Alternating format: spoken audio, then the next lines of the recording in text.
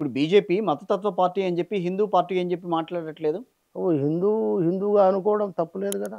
హిందూ అనుకోవచ్చు. అవును. ఇప్పుడు హ్మ్. ప్రధానమంత్రి గారు ఉన్నారు. హ్మ్. మందిరంకెళ్తారు. తప్పే ఉన్నది. అదే ముస్లిం జెంటిల్‌మెన్ ఉన్నాడు. వాడు మస్జిద్‌కెళ్తాడు. అంటే తన జాతిని, తన యొక్క ధర్మాన్ని చెప్పుకునే ధైర్యం ప్రతివాడికి ఉండాల. హ్మ్. గతంలో ఉన్న కాంగ్రెస్‌కు అది లేకుండే. అప్పటి కాంగ్రెస్ వేరు, ఇప్పటి కాంగ్రెస్ వేరు అని అంటారు. ఈ కాంగ్రెసు 10లో అధికారంలో ఇలా రావాలా అనే ఆలోచన తప్పితే, ఇప్పుడు 6 గ్యారంటీలని ఇచ్చారు.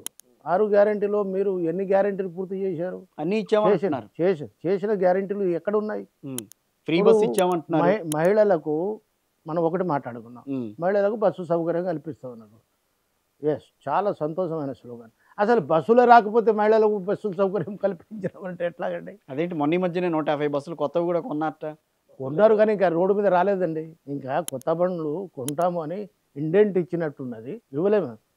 లేడీస్ పేరుతోటి, మహిళల పేరుతోటి బస్సులు కొంటున్నామని ప్రచారం చేస్తున్నారు గానీ, మహిళలకు మారుమూల ప్రాంతం, గిరిజన ప్రాంతంలో ఒకే పూట బస్సు అండి. హ్మ్. మార్నింగ్ ఒక పూట, సాయంకాలం ఒక పూట. ఇది మహిళలకు 50% ఉన్న మహిళలకు 2 బస్సులు సరిపోతాయండి. మార్నింగ్ ఒకటి, ఈవినింగ్ ఒకటి. అయితే ఇది ఇంప్లిమెంట్ చేసినట్టే చేసి, ఇంప్లిమెంట్ చేయనట్టు చేయనట్టే చేసేస్తున్నారు. దానివల్ల మహిళలు కూడా అంత తృప్తికరంగా ఈ లేరు. గవర్నమెంట్ మీద లేరు.